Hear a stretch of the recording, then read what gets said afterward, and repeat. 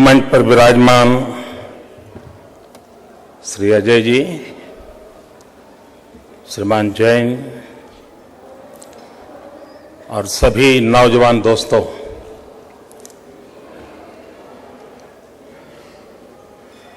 मैं गुजरात की धरती से आ रहा हूं, महात्मा गांधी की भूमि से आ रहा हूं और मैं सरदार पटेल की भूमि से आ रहा हूं।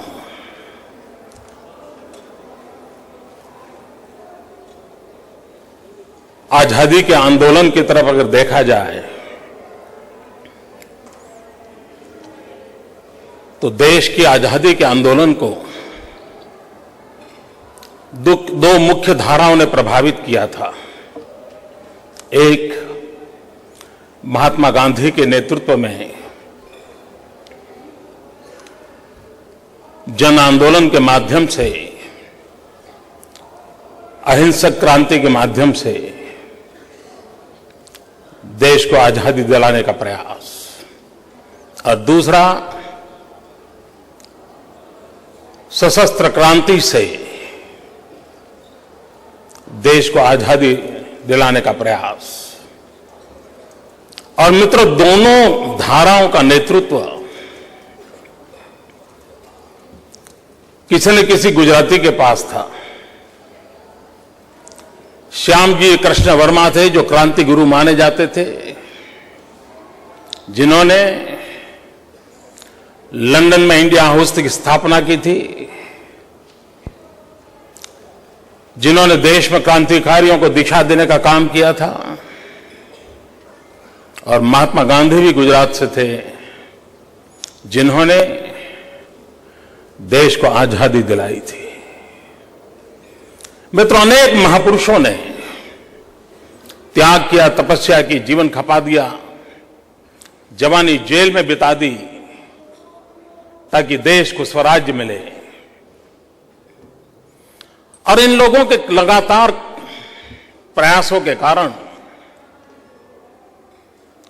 आखिर का वो सपना साकार हुआ, हमें स्वराज्य मिला। लेकिन स्वराज्य के बाद 6 दशक से भी ज्यादा समय हो चुका है, लेकिन देश सुराज्य के लिए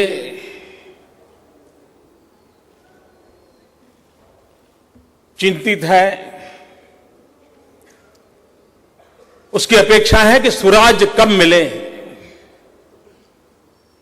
और इसलिए दोस्तों, अगर विश्व की प्रगति की जो भी यात्रा है, उस यात्रा में अगर हिंदुस्तान को अपनी जगह बनानी होगी तो पहली आवश्यकता है हम सुराज्य पे बल कैसे दें। और जब मैं सुराज्य कहता हूं तब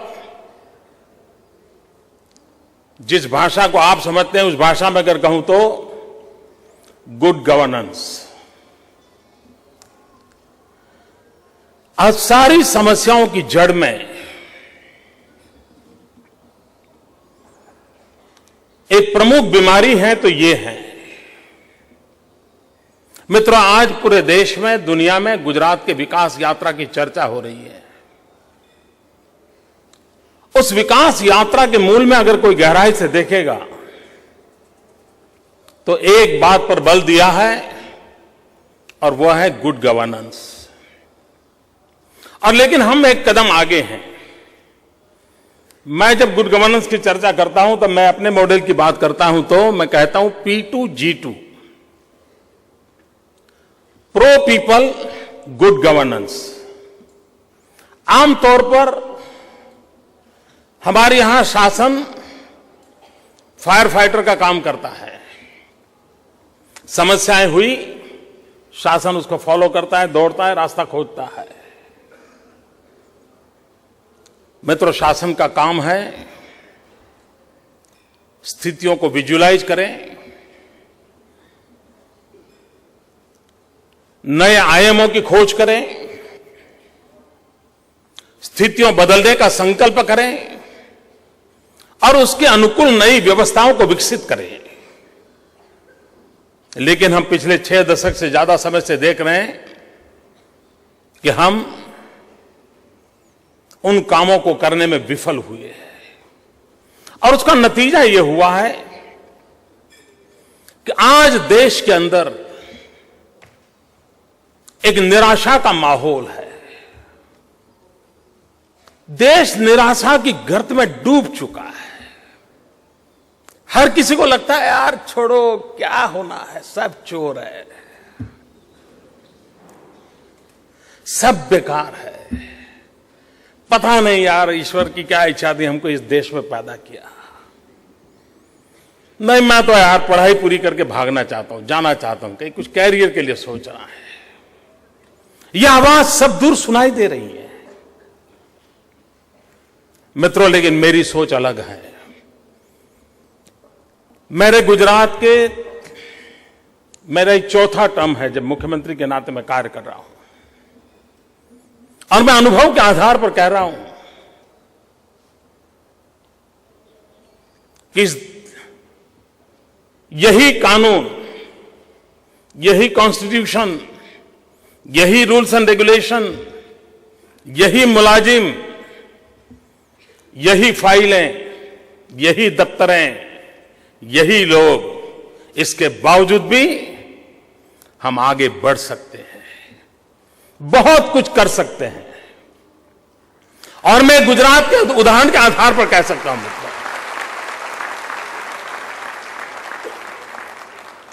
मित्रों, यहां आप लोग बैठे हैं, एक ही चीज को देखने का अलग अलग नजरिया होता है।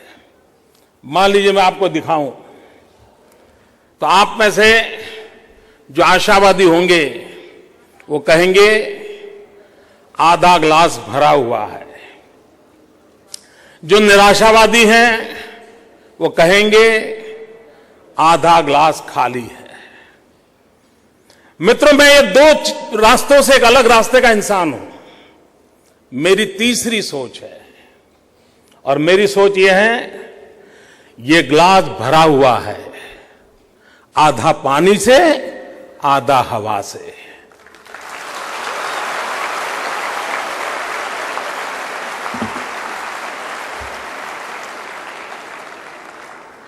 मित्रों, मैं होप के संबंध में, आशा के संबंध में इतना विश्वस्त हूं, इतना आश्वस्त हूं कि हम स्थितियों को पलट सकते हैं। मुझे अभी एक देश के एम्बेसडर मिलने आए थे। काफी फॉर्मल बात होने के बाद वो धीरे से राजनीति की ओर जाने की कोशिश की उन्होंने, और उन्होंने मुझे पूछा कि आपको क्या लगता है हिंदुस्तान के सामने 2 प्रमुख चैलेंजेस क्या है। मैंने उनको सहज जवाब दिया था। मैंने कहा, हमारे लिए सबसे बड़ी चैलेंज ये है कि हम अपॉर्चुनिटी का यूज कैसे करें। तो उन्होंने पूछा कैसे। मैंने कहा कि मेरा देश दुनिया का सबसे नौजवान देश है। 65% जनसंख्या मेरी बिलो 35 है। पूरा यूरोप बूढ़ा हो चुका है, चाइना बूढ़ा हो चुका है, विश्व में सबसे नौजवान देश है ये। 35% पॉपुलेशन अगर बिलो 65% पॉपुलेशन अगर बिलो 30 है, 35 है। लेकिन दुर्भाग्य मेरा यह है कि इतनी बड़ी अपॉर्चुनिटी, इतना बड़ा डेमोग्राफिक स्कोप, इसको हम उपयोग नहीं कर पा रहे। ये सबसे बड़ी चैलेंज है। दूसरा उन्होंने पूछा, मैंने कहा मेरा देश गरीब नहीं है, हमारे पास अपार भू संपदा है, धन संपदा है, इतने नेचुरल रिसोर्सेज हैं। हमारा पूरा ईस्टर्न इंडिया देख लीजिए, नेचुरल रिसोर्सेज से भरा पड़ा है, लेकिन हम उसका सही इस्तेमाल कर करके समृद्धि की ओर जा नहीं पा रहे हैं, और इसलिए हम अवसर को खोते चले जा रहे हैं। अवसर को कैसे पकड़ना, उसको कैसे चैनलाइज करना, उसको उसमें से कैसे वेल्थ क्रिएट करना, उसमें से कैसे डेवलपमेंट करना, उस चैलेंज को हमने पूरा करना है। भाइयों बहनों, इन दिनों गुजरात की बड़ी चर्चा होती है, लेकिन गुजरात ने अपनी विकास की यात्रा के मॉडल में एक बात का ध्यान रखा है। हम सिंगल पिलर पर अपना टेंट खड़ा करना नहीं चाहते, और इसलिए हमने हमारे पूरे डेवलपमेंट मॉडल को 3 आधार पर डेवलप किया है। 1/3 agriculture, 1/3 industry and 1/3 service sector. और हमारी कोशिश यह है कि हमारे इन तीनों क्षेत्रों का विकास एक समान रूप से हो, और कभी एकाध में कोई कठिनाई आ जाए, रुकावट आ जाए, तो दूसरे 2 उसको सपोर्ट करें, और इसके कारण स्टेट की इकोनॉमी कभी चरमरा न जाए, कभी संकट में न आ जाए। और मित्रों, आज मैं गर्व से कह सकता हूं, हमारे देश का एग्रीकल्चर ग्रोथ, आप तो इस क्षेत्र के विद्यार्थी हैं, गूगल गुरु के शिष्य हैं, और इसलिए आपके पास हर इंफॉर्मेशन उंगली पर मौजूद होती है। 20 साल से यह देश एग्रीकल्चर ग्रोथ का टारगेट 4% तय करता है, लेकिन 2-2.5% पे आकर के लुढ़क जाता है। मित्रों, गुजरात कभी एग्रीकल्चर स्टेट नहीं रहा। गुजरात यानी रेगिस्तान, और हमारी तो हालत यही है, इधर हमारे यहां रेगिस्तान, उधर पाकिस्तान।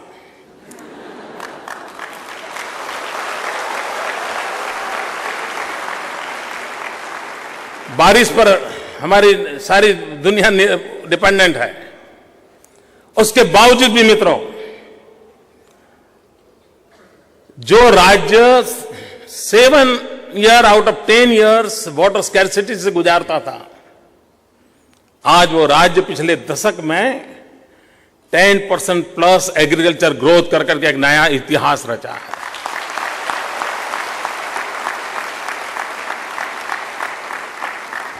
और ये अचानक नहीं हुआ है दोस्तों, इसके लिए कड़ी मेहनत की गई है। आप मीडिया के अंदर देखते हो कि मोदी का वाइब्रेंट गुजरात समिट होता है, बहुत बड़ा होता है। अभी अभी एक वाइब्रेंट समिट हो गया, दुनिया के 121 देश के लोग मौजूद थे। मित्रों, मेरा जो वाइब्रेंट समिट होता है वो सिर्फ 2 दिन होता है, और वो भी 2 साल में एक बार होता है। लेकिन मैं एवरी ईयर मई जून महीने में, जबकि गुजरात में टेम्परेचर 44 डिग्री होता है, 1 महीने के लिए कृषि महोत्सव करता हूं। मेरी सरकार के 1 लाख से ज्यादा सरकारी कर्मचारी मेरे साथी गांव जाते हैं, खेतों तक जाते हैं, और लैब से लैंड तक नॉलेज ट्रांसफर कैसे करना, नए इनोवेशंस को खेत तक कैसे पहुंचाना, उसके लिए जी जान से जुटे रहते हैं। मित्र, हिंदुस्तान के अंदर मनुष्य के पास हेल्थ कार्ड नहीं है, लेकिन गुजरात एक ऐसा राज्य है जहां किसानों के पास सॉइल हेल्थ कार्ड है, और उसके कारण उसे पता चलता है कि मेरी जमीन में क्या ताकत है, क्या नहीं है, क्या कमी है, कौन सा फर्टिलाइजर चाहिए, किस क्रॉप के लिए अनुकूल है, किस सीजन में क्या करना चाहिए, वो भली भांति जानता है। हमने मित्रों जल संचय का बहुत बड़ा अभियान चलाया। 6 लाख से अधिक पानी को रोकने के लिए स्ट्रक्चर बनाए, छोटे छोटे। और गुजरात अकेला राज्य है, सारे देश में वाटर टेबल नीचे जा रहे हैं। We are only exceptional state जहां वाटर टेबल ऊपर आ रहे हैं। मैं तो इसका परिणाम यह हुआ है कि आज मुझे स्मरण है मित्रों, मैं 2001-2 में जब पहली बार मुख्यमंत्री बना था, तब मेरे यहां we are a cotton grower state, 23 lakh bales cotton production था, 23 लाख गांठ। मित्रों, और इस वर्ष हमारा कॉटन का प्रोडक्ट है 1,23 लाख बेल्स।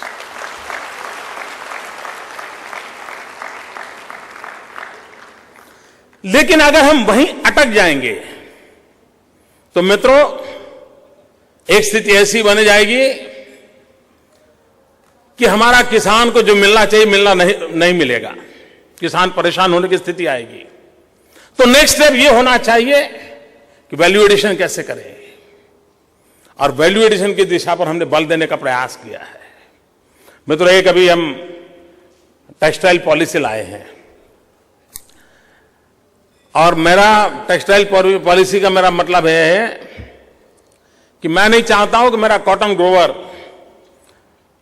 अपना कॉटन बेचने के लिए दर दर भटकता रहे, और इसलिए मेरी एक 5 फॉर्मूला है, farm to fibre, fibre to fabric, fabric to fashion, fashion to foreign. जहां कॉटन होगा वहीं धागा बनेगा, जहां धागा है वहीं कपड़ा बनेगा, जहां कपड़ा है वहीं रेडीमेड गारमेंट बनेगा, और वहीं से उसको दुनिया में एक्सपोर्ट करूंगा और मेरे किसान की इनकम बढ़ेगी।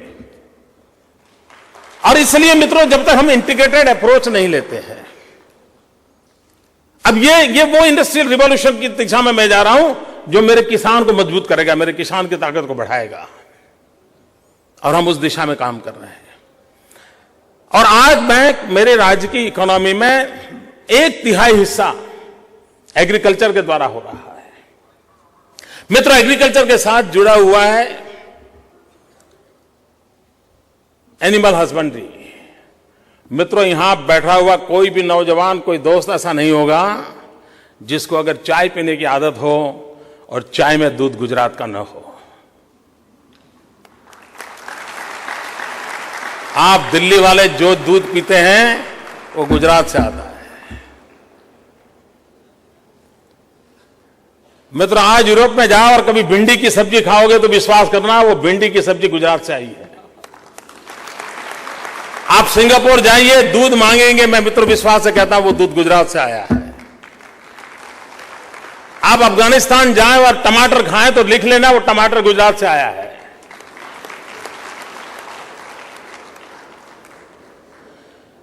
मित्रों, हम एग्रीकल्चर सेक्टर को किस प्रकार से बदलाव लाते हैं और बदलाव का असर कैसा होता है, मैं एक छोटा सा उदाहरण देना चाहता हूं। महाराष्ट्र की सीमा पर, भाई कोई समय सीमा का, भाई आप लोगों पर भरोसे हैं।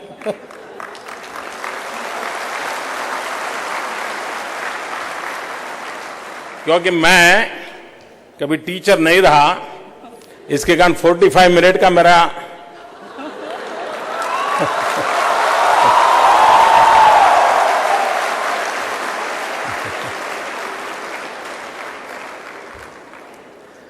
क्योंकि टीचर के कंप्यूटर में वो चिप होता है, 45 मिनट का प्रोग्रामिंग होता है। मतलब हमारे यहां महाराष्ट्र से सटा हुआ एक ट्रैवल बेल्ट है। उस ट्रैवल बेल्ट के कुछ किसान मुझे एक बार मिलने आए। मैं बहुत साल पहले, जबकि राजनीति में नहीं था, तो ट्रैवल बेल्ट में काफी काम करता, तो मैं उस इलाके से परिचित था। उन्होंने कहा, साहब हमारे यहाँ कुछ रोड्स का करिए आप। मैंने कहा, भाई तुम्हारे यहाँ तो रोड बहुत अच्छे हैं, पक्का डामर की सड़क है, क्या चाहिए तुम्हें? और मैंने कहा 2 लाइन रोड है। नहीं, बोले साहब रोड तो है, अच्छे रोड है, लेकिन हमारी कुछ कठिनाइयां हैं और हमें थोड़ा इंप्रूवमेंट चाहिए। मैंने कहा, क्या यार, क्या करोगे वहां जंगलों में? तो बोले, अब हम फिनलैंड के साथ एग्रीमेंट किया है और हम बनाना की खेती करते हैं और हमारा बनाना एक्सपोर्ट होता है। लेकिन ट्रक में जब बनाना लेकर के जाते हैं तो आज जो रोड है वो बीच बीच में कहीं इस प्रकार का जर्क आता है, तो हमारे 20% बनानास दब जाते हैं, और इसलिए हमें पेवर रोड चाहिए। मित्रों, दिल्ली के भी सभी इलाके में पेवर रोड नहीं होगा। देखिए, हमारे देश के नागरिक की सोच देखिए, उसका दम देखिए, ट्राइबल की सोच देखिए। वो कहता है कि दुनिया के बाजार में मुझे बनाना पहुंचाना है, मेरे बनाना को कोई डैमेज ना हो, इसलिए मुझे पेवर रोड की जरूरत है। मित्रों, ये एस्पिरेशन मेरे देश के नागरिकों के अंदर हो तो इस देश का भविष्य उज्जवल है, मैं साफ देखता हूं।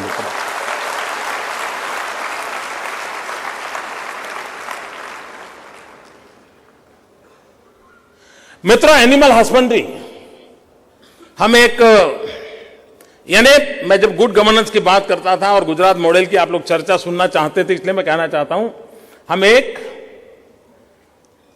मेडिकल कैंप करते हैं रेगुलर कैटल्स के लिए।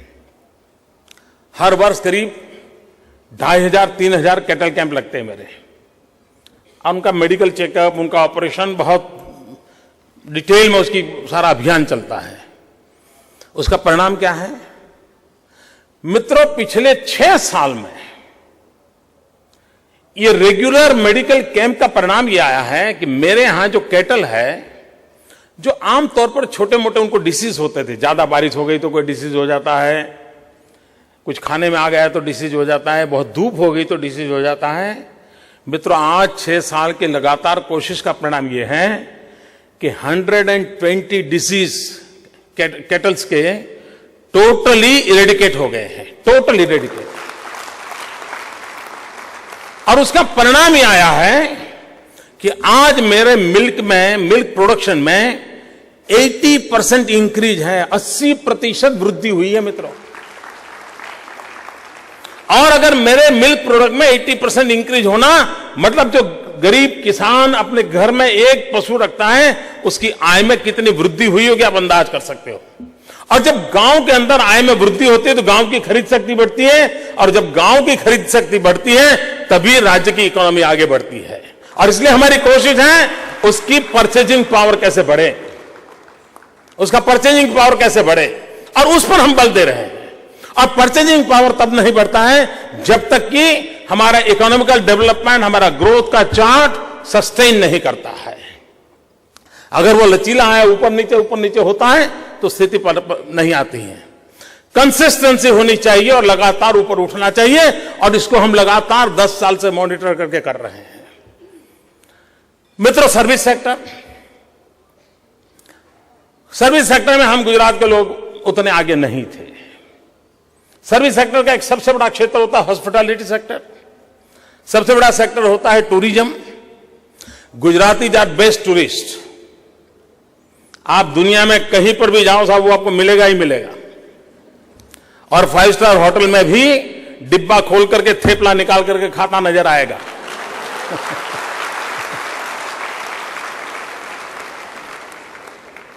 लेकिन Gujarat was never a tourist destination. मित्रों, पिछले 5 साल से हमने लगातार कोशिश की, और आज हिंदुस्तान का टूरिज्म ग्रोथ है उससे पिछले 3 साल का गुजरात का टूरिज्म ग्रोथ डबल है।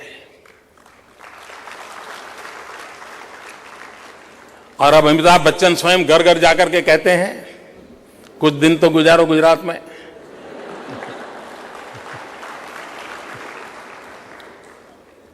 और मुझे विश्वास है आप लोग जरूर कभी न कभी आओगे, और हो सकता है रहने का पसंद करोगे। तो मित्रों, सर्विस सेक्टर में भी हमने काफी बल दिया है और उसका एक परिणाम आया है। मित्रों, एक एजुकेशन का क्षेत्र देख लीजिए। जब 2001-2 का काल था तब मेरे गुजरात में 11 यूनिवर्सिटीज थी। Today we have 42 universities. और मैं यूनिवर्सिटी जब कहता हूं तब we are first in the world where we have a forensic science university. मित्रों, आज पूरी दुनिया में क्राइम वर्ल्ड ने रूप बदल दिया है। हॉलैंड में बैठा हुआ बच्चा हैकिंग करके आपकी बैंक में से सारे रुपए उठा के ले जा सकता है। साइबर क्राइम बढ़ता चला जा रहा है, इकोनॉमिक ऑफेंस बढ़ते जा रहे हैं। उन सारी दुनिया में से अगर हमको कोई व्यवस्था खड़ी करनी है तो फॉरेंसिक साइंस इज ओनली ए वे। और दुनिया में कहीं पर भी फॉरेंसिक साइंस यूनिवर्सिटी नहीं है। We are the first in the world. और आज इजराइल जो कि सिक्योरिटी की दुनिया में बहुत बड़ा माना हुआ नाम है, ऑस्ट्रेलिया है, कनाडा है, दुनिया के समृद्ध देश ये हमारी फॉरेंसिक साइंस यूनिवर्सिटी के साथ जुड़ करके उसके डेवलपमेंट के अंदर हमारे हिस्सेदार हैं। और ग्लोबली हमने अपना एक रेपुटेशन प्राप्त किया है। मित्रों, हिंदुस्तान में गुजरात एक पहला राज्य है जिसने रक्षा शक्ति यूनिवर्सिटी बनाई है। मित्रों, आप दिल्ली के अंदर इन दिनों काफी गुस्से में हैं, आक्रोश में हैं लॉ एंड ऑर्डर को लेकर के। हर कोई इसके लिए अपनी चिंता जताता है। मैं यहां आलोचना करने आया नहीं हूं, लेकिन क्या रास्ते खोज सकते हैं? मित्रों, आज क्या है? आज लॉ एंड ऑर्डर सिचुएशन के स्थिति में कहा आता है, जो ज्यादातर क्या होता है, हमारे यहां जो पुलिस का रिक्रूटमेंट है वो कैसे होता है? बॉडी की साइज पे होता है। अगर वो 6 फुट का है तो उसकी भर्ती हो जाती है। 6-8 महीना वो इधर उधर उसको दौड़ाते हैं, हाथ में बंदूक पकड़ा देते हैं, यूनिफॉर्म आ जाता है, कानून उसके हाथ में आ जाता है। मित्र, उसमें बदलाव की जरूरत है। गुजरात ने एक परिवर्तन लाया है और हमने एक रक्षा शक्ति यूनिवर्सिटी बनाई है।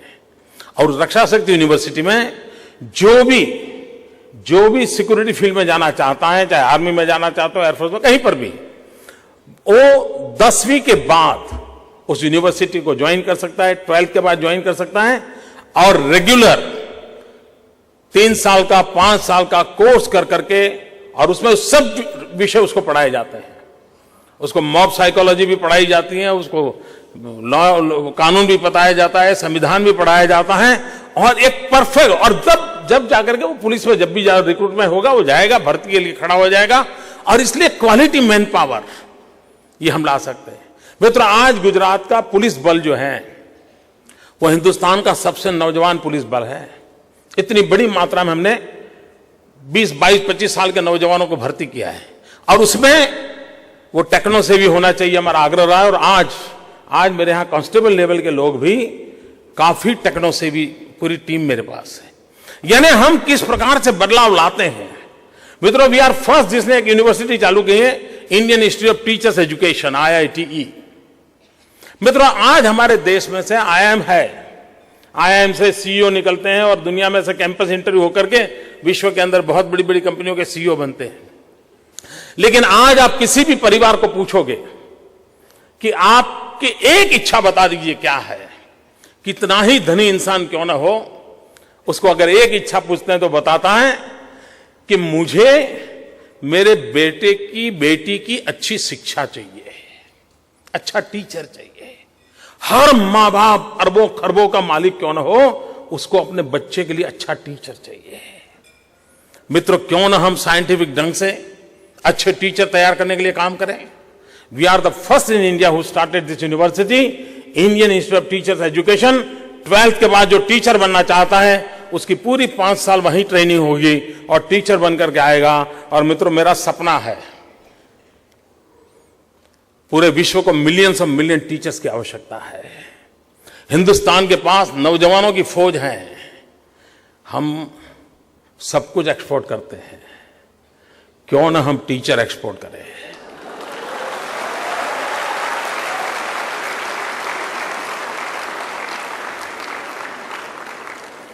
और मित्रों, मैं साफ कहता हूं, एक व्यापारी जाता है दुनिया के देश में, कोई माल एक्सपोर्ट करता है या व्यापार करता है तो वो डॉलर और पाउंड पर कब्जा करता है।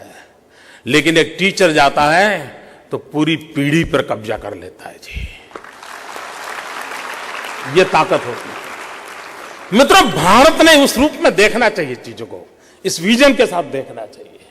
हमने अपने एक कोने में अपने आप को फंसाए रखने की आवश्यकता नहीं है।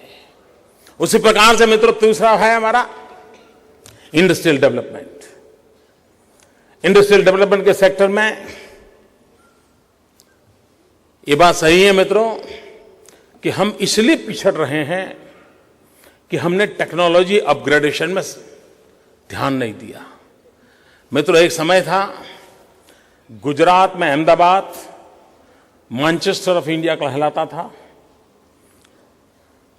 कपड़े की मिलें इतनी बड़ी मात्रा में थी, जहां भी देखो आपको कपड़ों की मिलों की बहुत बड़ी बड़ी चिमनियां दिखती थी। वो पूरा उद्योग नष्ट हो गया आज से 30-40 साल पहले। कारण क्या? क्या लोगों को कपड़ों की जरूरत नहीं थी क्या? जरूरत थी, मार्केट तो बहुत बड़ा था, लेकिन टेक्नोलॉजी अपग्रेडेशन करके कॉम्पिटिटिव वर्ल्ड के अंदर खड़े रहने के लिए जो परिवर्तन की जरूरत थी वो नहीं कर पाए। मित्रों, हिंदुस्तान को दुनिया की बदलती हुई चीजों में अपनी जगह बनानी है, तो इस बात को हमने देखना होगा। हमने टेक्नोलॉजी अपग्रेडेशन इज मस्ट। मित्रों, आज सारे विश्व का ध्यान हिंदुस्तान की तरफ है। क्यों? क्योंकि उनको लगता है कि हिंदुस्तान एक बहुत बड़ा बाजार है। सारे विश्व को लगता है कि यहां पर हम हमारी चीजें डंप कर सकते हैं, हम हिंदुस्तान के अंदर बड़े आसानी से माल बेच सकते हैं। मित्रों, समय की मांग है कि हम तय करें कि हम पूरे विश्व को बाजार बनाएंगे और हम मैन्युफैक्चरिंग सेक्टर में लीड कर करके दुनिया के बाजार में हमारा माल डंप करेंगे।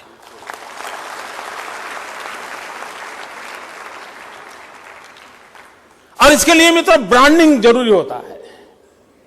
आपको मित्रों, आपने शायद आपके को वो नसीब आया नहीं, लेकिन हम जिस आयु के हैं, अजय और हम जब छोटे थे तो बाजार में मेड इन जापान सुनते ही अच्छा हो ले लिया, मेड इन जापान उठाओ, पेन भी है मेड इन जापान उठाओ।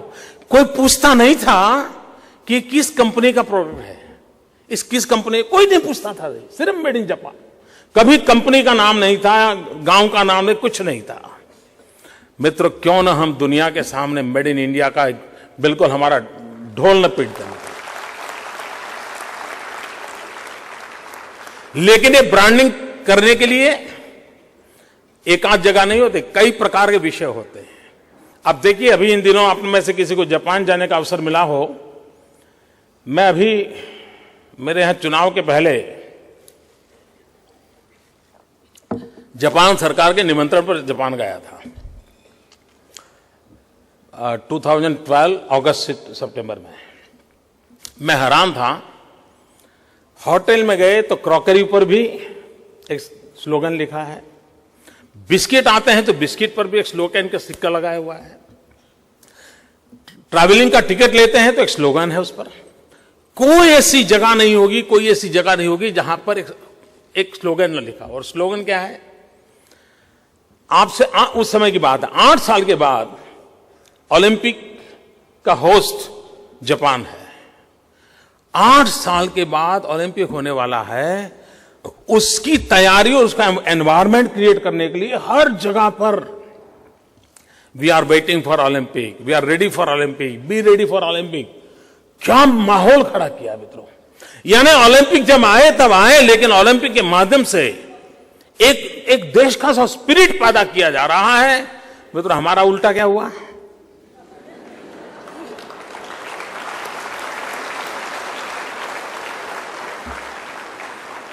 मित्रों, दुनिया इन अवसरों को किस प्रकार से उठाती है?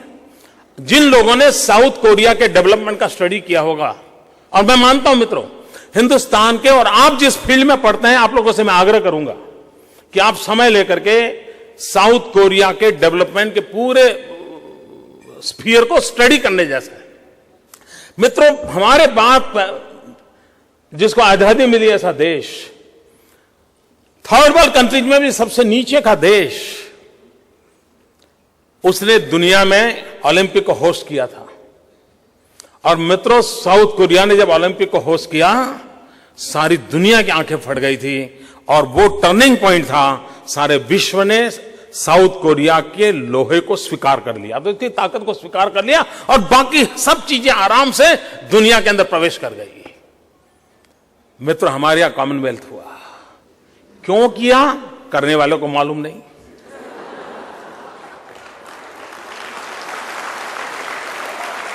मित्रों, 100 करोड़ का देश एक इवेंट से पूरे देश का कैसे ब्रांडिंग कर सकता है। और मित्रों, ग्लोबली अगर आपको देखना है तो करना पड़ता है। और उस अर्थ में मैं कहना चाहता हूं, मेरे गुजरात का vibrant Gujarat global investor summit, मैं जब अंदर आ रहा था मैंने जैन साहब को पूछा, नौजवान क्या सुनना चाहते हो? जो विषय उन्होंने कहा वो मैं भी बोलना चाहता हूं। उन्होंने कहा भाई आपका ग्लोबल रिलेवेंस हमें समझाइए। मित्रों, आपको आज जान करके खुशी होगी मित्रों, मैं दिसंबर एंड तक चुनाव में बिजी था। लास्ट वीक ऑफ दिसंबर मेरा शपथ हुआ और जनवरी 11 को मैंने वाइब्रेंट समिट ऑर्गेनाइज किया। मेरे पास 10 दिन थे और मित्रों, मुझे उस मेरी टीम की एफिशिएंसी के लिए और चीजों को इंस्टीट्यूशनलाइज करने का क्या परिणाम आता है, गर्व से कहता हूं। मुझे 121 कंट्रीज वेर देयर। मित्रों, दुनिया के 121 देश एक ही रूप के नीचे हो और हिंदुस्तान का इंडस्ट्रियल वर्ल्ड का हुज जिसको कहें, सब के सब वहां मौजूद थे। एक प्रकार से 50% GDP of the country was under one roof.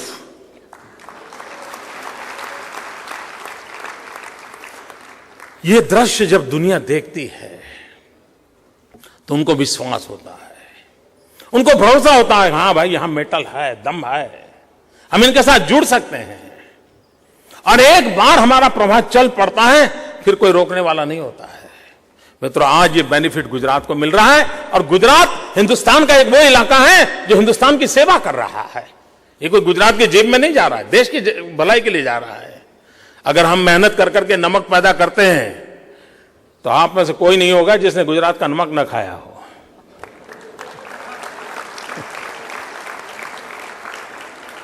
तो काम भले ही होता हो, फायदा पूरे देश को होता है। और वैसे भी हमारा मंत्र है भारत के विकास के लिए गुजरात का विकास, और उसी तर्ज पर हम काम कर रहे हैं। मित्र, एक और हमने बल दिया है गुजरात में, और वो है मैन्युफैक्चरिंग सेक्टर में 2 चीजों पर आग्रह से हमने काम करना चाहिए। एक, हम जो भी प्रोडक्ट करें जीरो डिफेक्ट हमारा आग्रह होना चाहिए। अगर हमें ग्लोबली अपना रेपुटेशन खड़ा करना है तो जीरो डिफेक्ट ये हमारी पहली शर्त होती है। और दूसरी शर्त होती है पैकेजिंग। मित्रों, कभी कभी बढ़िया चीज भी हमारे पैकेजिंग की गड़बड़ के कारण परेशान हो जाती है। और पैकेजिंग कभी ऐसा होता है जहां डिलीवरी पहुंचती है तब तक पूरा बक्सा टूट गया होता है। मित्रों, आपको जानकर के हैरानी होगी, पंडित नेहरू के जमाने में एक कमीशन बैठा था, हाथी कमीशन। जयसुखलाल हाथी करके थे, और उस समय का काम उनको दिया था कि आयुर्वेद को कैसे प्रचारित किया जाए। इतना बढ़िया हमारा नेचुरल मेडिसिन जो है उसको प्रचारित कैसे किया जाए। तो हाथी कमीशन का रिपोर्ट बड़ा इंटरेस्टिंग है। आप देखिए मित्रों, हर्बल मेडिसिन में आज चाइना दुनिया में सबसे ज्यादा एक्सपोर्ट करता है। हम, जो कि ये हमारी अमानत है, हमारे पूर्वजों की बहुत बड़ी हमें भेंट है, आज हर्बल के एक्सपोर्ट में हमारा कहीं स्थान नहीं है।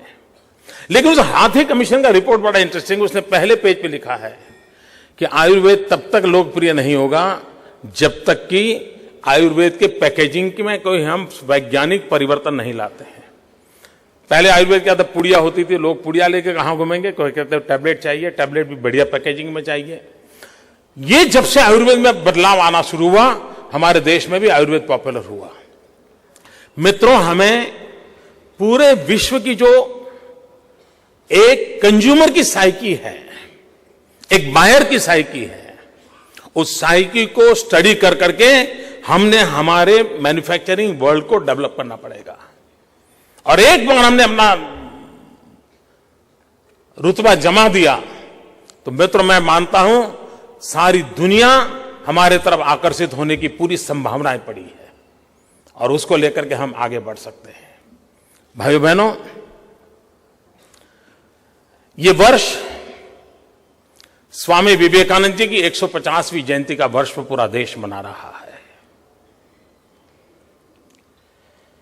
गुजरात सरकार भी विवेकानंद जी के 150 वर्ष की जयंती मना रहा है। हमने इसे युवा वर्ष के रूप में घोषित किया है। मित्रों, तय ये करना है कि हमारे देश के युवा की तरफ हम किस नजरिए से देखना चाहते हैं। मुझे चिंता हो रही है कि हमारे देश का एक तबका और ज्यादातर राजनीतिक दुनिया के लोग, उनके दिमाग में हमारे देश का युवा ये सिर्फ न्यू एज वोटर है। और अगर यही सोच रही, मैं नहीं मानता हूं कि हम स्थितियों को पलट सकते हैं। मित्रों, मैं उसी परंपरा से आ रहा हूं, राजनीति की, मैं उसी अखाड़े से आया हूं, लेकिन मेरी सोच भिन्न है। मैं चाहूंगा कि मेरा देश मेरे इन नौजवानों को सिर्फ न्यू एज वोटर न माने, वो स्वीकार करें कि हमारे युवा न्यू एज पावर है। अगर न्यू एज पावर है तो फिर उनकी तरफ देखने का, उनकी शक्तियों का उपयोग करने का दृष्टिकोण पलट जाएगा। मित्रों, स्वामी विवेकानंद ने सपना देखा था कि मैं साफ देख रहा हूं कि मेरी भारत माता एक दिन जगत गुरु के स्थान पर विराजमान होगी। विश्व गुरु के रूप में मैं मेरी भारत मां को देख रहा हूं, और एक बार मेरी भारत माता पूरी शक्ति के साथ, समृद्धि के साथ, सामर्थ्य के साथ विश्व के अंदर नेतृत्व करती होगी। नौजवान दोस्तों, मेरा बाबा विवेकानंद के शब्दों में बड़ी मेरी श्रद्धा है। उन्होंने ये बात कहे 125 साल हो गए, उनका जीवन काल 150 साल का जन्मदिन मना रहे हैं। 25 साल की आयु में विश्वास उन्होंने प्रकट किया था। क्या मित्रों, हम लोगों का दायित्व तो नहीं है कि स्वामी विवेकानंद जी की 150वीं जयंती पर हम उनके सपनों को पूरा करने का संकल्प करें? क्या हम लोगों का दायित्व तो नहीं है कि इस पूरे विश्व में हिंदुस्तान का डंका जमाने वाले इस महापुरुष से जो कहा है उसको चरितार्थ करने के पीछे अगर थोड़ी सी मेहनत करें तो हम दुनिया पलट सकते हैं? मित्रों, आज समय की मांग है कि स्वामी विवेकानंद जी की 150वीं जयंती जब मना रहे हैं तब, और भारत की युवा शक्ति के भरोसे हम भव्य दिव्य भारत के निर्माण का सपना देख करके हम आगे बढ़ सकते हैं। और मित्रों, आगे बढ़ने के लिए जिन बातों की ओर बल देने की आवश्यकता मुझे लगती है, सारा विश्व कहता है 21वीं सदी हिंदुस्तान की सदी, कोई कहता है 21वीं सदी एशिया की सदी, कोई कहता है 21वीं सदी चाइना की सदी। मित्रों, 21वीं सदी हिंदुस्तान की सदी, इस पर हमारा भरोसा इसलिए है कि जब जब मानव जात ज्ञान युग में प्रवेश किया है तब तक भारत ने मानव जात का नेतृत्व किया है, और 21वीं सदी ज्ञान की सदी है। और इसलिए मेरा पूरा भरोसा है कि 21वीं सदी हिंदुस्तान की सदी बन सकती है। मित्रों, 21वीं सदी बनाने का सामर्थ्य है तो हमारे युवाओं में है। हम भाग्यवान हैं, इस सदी में हमारे पास विश्व के सर्वाधिक नौजवानों की फौज वाला ये हिंदुस्तान है। ये हमारी दूसरी ताकत है। और तीसरा, मित्रों, हम लोगों की पहचान क्या थी? पूरा विश्व हमको क्या मानता था?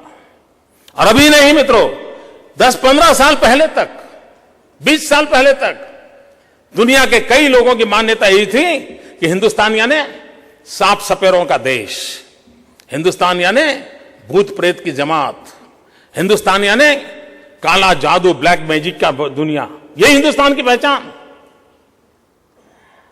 मित्रों, हमारे नौजवानों ने 20, 22, 24 साल के नौजवान विश्व में जाकर के पूरे हिंदुस्तान की छवि को बदल दिया पिछले 20 वर्ष के अंदर। एक बार मैं ताइवान गया था। ताइवान में मेरे साथ एक इंटरप्रेटर था। ये मैं 15 साल पहले की बात कर रहा हूं, तब मैं मुख्यमंत्री नहीं था। तो मेरे साथ वो रहता था, 5-6 दिन का मेरा टौरा था। लास्ट डे उसके परिचय बढ़ गया तो उसने मुझे बड़े संकोच से पूछा कि साहब, आपको बुरा ना लगे तो मैं एक सवाल पूछना चाहता हूं। मैंने कहा, पूछिए। तो बोले, साहब, क्या अभी भी आपके देश में सांप सपेरे वाली सारा दुनिया है? क्या अभी भी आपके यहां भूत प्रेत की दुनिया चल रही है? क्या अभी भी आपका देश अंधश्रद्धा में डूबा हुआ है? वो बेचारा वही चीजों को जानता था। मैंने कहा नहीं, अब तो हम स्नेक चरमन नहीं रहे हैं, हमारा काफी डिवेल्यूशन हो गया है। बोले मतलब? मैंने कहा हमारे पूर्वज तो स्नेक चरमन हुआ करते थे, ये हमारी जनरेशन में वो दम नहीं है, हम लोग माउस चरमर है।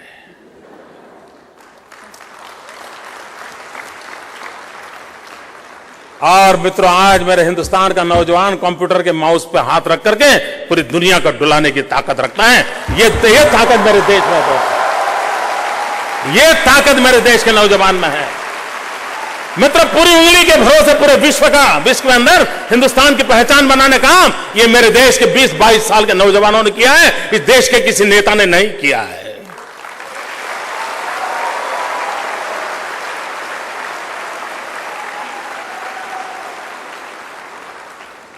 विश्व को भारत की तरफ नए नजरिए से देखने के लिए मजबूर किया है। मित्रों, आप लोगों को जानकारी होगी, जब क्लिंटन यहां आए थे, when he was the president, यहां से उनका एक टूर बना था जयपुर जाने का, और जयपुर के गांव में गए थे, और गांव में महिलाएं किस प्रकार से वहां का कोऑपरेटिव सोसाइटी चलाते हैं, कैसे कंप्यूटर कहती है, घूंघट ट्रांसफर करके सारी महिलाएं अपना कारोबार चला रही थी। क्लिंटन को उस गांव में ले गया और सारा लाइव टेलीकास्ट चलता था। और वैसे भी हमारे देश में जो विदेश के लोग आते हैं तो हम लोग जरा ज्यादा ही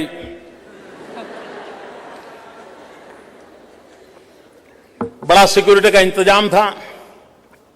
उस गांव के चुने हुए जो पंच था, उनको सबको आई कार्ड दिया गया था, वही लोग उनके साथ साथ चलते थे, और सबको बड़ी कुछ कड़ी सूचनाएं थी कि क्लिंटन आएंगे, 2 मिनट यहां जाएंगे, 2 मिनट यहां जाएंगे, बीच में किसी ने कुछ करना नहीं, ढिकना नहीं, फलाना नहीं। सब ये सब आपने लाइव टेलीकास्ट अगर देखा होगा तो आपके ध्यान में होगा। मित्रों, वो घटना बड़ी प्रेरणा देने वाली। उस गांव में जब गए, उन्होंने उस गांव को सारा देखा, उन महिलाओं को कंप्यूटर के ऊपर अपना हिसाब किताब करते देखा, घूंघट ओढ़ा हुआ था। एक वहां का पंच, दलित मां के बेटा, पंचायत में चुना हुआ एक व्यक्ति, वो लपक करके क्लिंटन के पास पहुंच गया। गांव वाले बड़े नाराज हो गए, ये वहां क्या पहुंच गया भाई, क्या बात करेगा, इसको तो अंग्रेजी तो आती नहीं है, और ये गांव की इज्जत खराब कर देगा। और ये जाकर के क्लिंटन के साथ आंख में आंख मिला करके बोलने लगा। सारे लोग गांव के थे, उनके आंख कान खड़े हो गए कि क्या क्या। लोगों को लगे यार शायद वीजा मांगता होगा।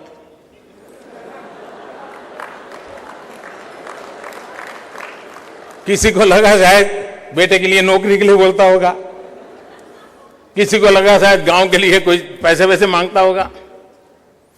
मित्रों, ये गरीब दलित मां का अनपढ़ बेटा दुनिया की महासत्ता के नायक के सामने खड़े होकर के कहता है, और पूरे विश्व ने उस घटना को टीवी पर देखा था। वो उनको पूछता है कि मिस्टर क्लिंटन, क्या आप अभी भी मेरे देश को पिछड़ा हुआ मानते हो, गरीबी में डूबा हुआ मानते हो, अंधश्रद्धा में लिप्त मानते हो? उनको जब इंटरप्रेटर ने इंटरप्रेट करके दिया तो क्लिंटन का चेहरा इधर हो गया, और उन्होंने कहा नहीं, मैं अब ऐसा नहीं मानता हूं, और मैं दुनिया में जहां जाऊंगा, मैं हिंदुस्तान क्या है ये मैं दुनिया को बताऊंगा।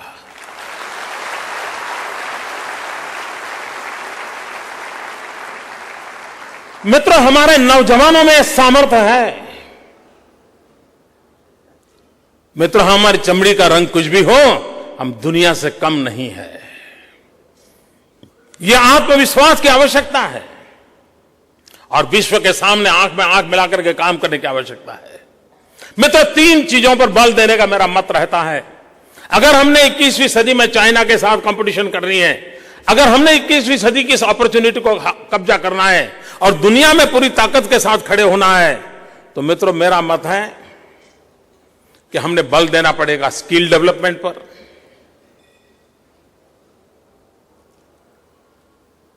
दूसरा मित्रों, हमारा स्केल बड़ा होना चाहिए, और तीसरी बात, हमारी स्पीड तेज होनी चाहिए। स्किल, स्केल एंड स्पीड, ये तीन चीजों को हमने आत्मसात करने की आवश्यकता है। मित्रों, आज हमारे नौजवानों के पास मस्तिष्क है, इरादा है, भुजाएं हैं, लेकिन स्किल के अभाव में वो विकास की यात्रा में हिस्सेदार नहीं बन पा रहा है।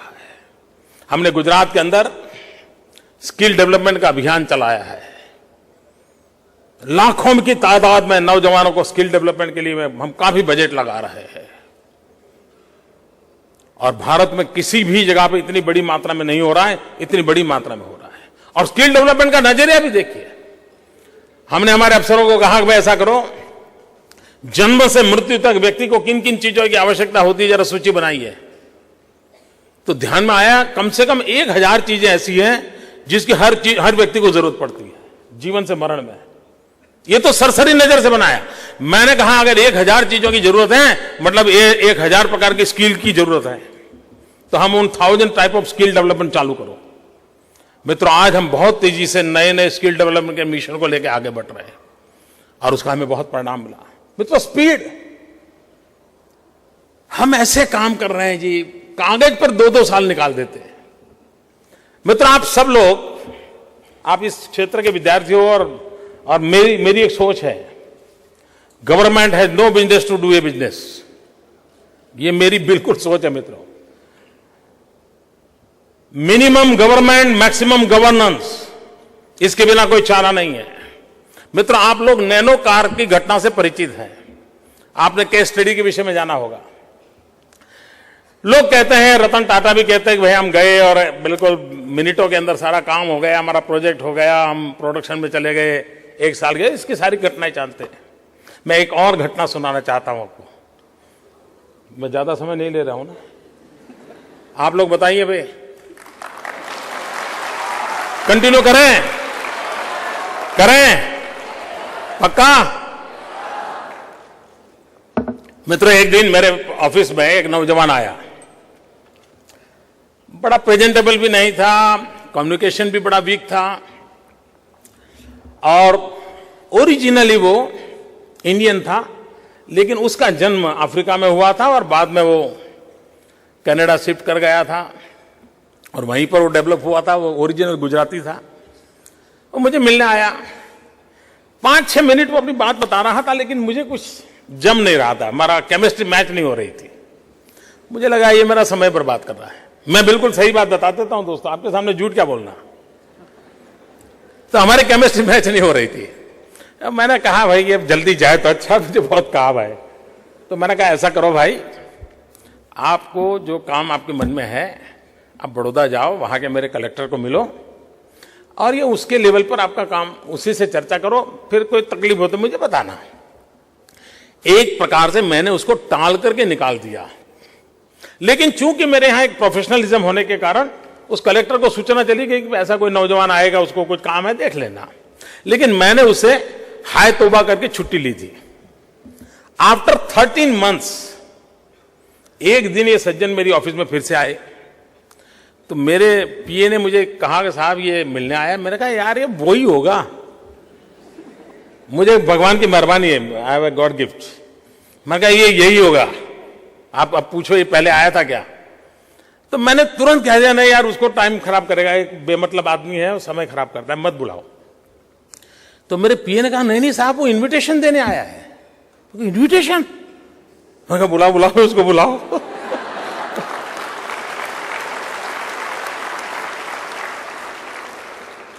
तो कह रहा है साहब मैं आपको मिला था, अब हमारी फैक्ट्री बन गई है, आपको उद्घाटन के लिए इनवाइट करने आया हूं। मित्रों, मैं हैरान था। जो व्यक्ति मुझे मिला और मुझे कुछ दम नहीं लगा था, वो मुझे कह रहा है कि मेरी फैक्ट्री बन गई। अब मैं उस पर इतना प्रभावी हो गया, मुझे इतना मेरे मन पर इंप्रेशन हो गया उसका। मैंने कहा दोस्त मैं तेरी फैक्ट्री को उद्घाटन के लिए पक्का आऊंगा। मैं गया तो मैंने वादा किया कि मैं आऊंगा। तो उसने मुझे कहा कि साहब फिर से 6 महीने के बाद दोबारा आना पड़ेगा आपको। मैंने कहा क्यों? अभी तो बोले फैक्ट्री का उद्घाटन है, 6 महीने के बाद हमारी फर्स्ट प्रोडक्ट हम लॉन्च करेंगे, तो उस फर्स्ट प्रोडक्ट लॉन्च करें तब भी आपको आना है। मैंने कहा यार 2-2 बार एक कंपनी में मेरा जाना तो क्या मतलब है, तुम अब ठीक है कर रहे हो तो मैं आ जाऊंगा। मेरे नौजवान मित्रों, आपको जानकर के आश्चर्य होगा, एक व्यक्ति जो मुझे पहली बार मिलता है वो 13 महीने के बाद मुझे अपनी फैक्ट्री के उद्घाटन के लिए इनवाइट करने आता है और 6 महीने के बाद प्रोडक्ट लॉन्च करने का वादा करने आता है और मैं उद्घाटन करके आया, फिर 6 महीने के बाद दोबारा गया और मित्रों मैंने प्रोडक्ट क्या लॉन्च की? आप दिल्ली में जिसके लिए गर्व करते हो उस मेट्रो ट्रेन का कोच मैंने भेजा था।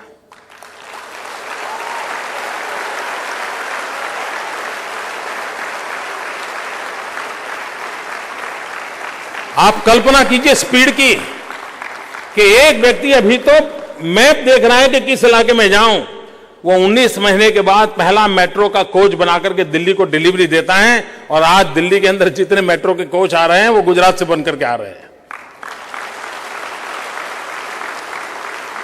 मित्रों, जब तक हम इस स्पीड पे काम नहीं करेंगे,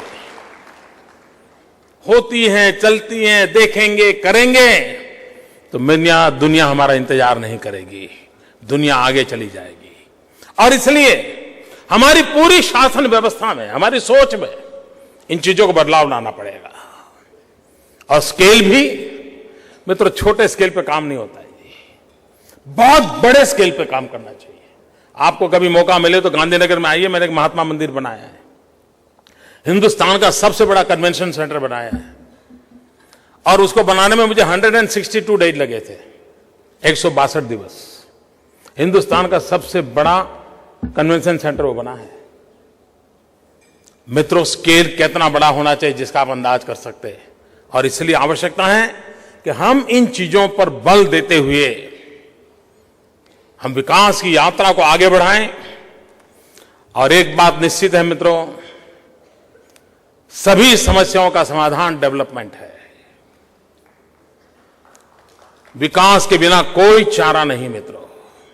देश बर्बाद हुआ है वोट बैंक की राजनीति से। देश को आवश्यकता है डेवलपमेंट पॉलिटिक्स की। अगर देश की राजनीति भी डेवलपमेंट के धुरा पर अगर चलेगी तो इस देश में बहुत बड़े बदलाव आ सकते हैं। मित्रों, मैं फिर से कहता हूं, मैं उन इंसानों में हूं जिसको ये ग्लास पूरा भरा हुआ दिखता है। आधा पानी से है, आधा हवा से है। मैं उस आशावादी इंसानों में से हूं और इसलिए मैं साफ देख रहा हूं, जो सपना स्वामी विवेकानंद जी ने देखा था वो सपना जरूर साकार होगा, इसी नौजवान पीढ़ी के माध्यम से होगा और फिर एक बार ये भारत माता जगत गुरु के स्थान पर विराजमान होगी। आप सबके बीच आने का मुझे मौका मिला, सब नौजवानों से बात करने का अवसर मिला। मैं आपका बहुत बहुत आभारी हूं। धन्यवाद।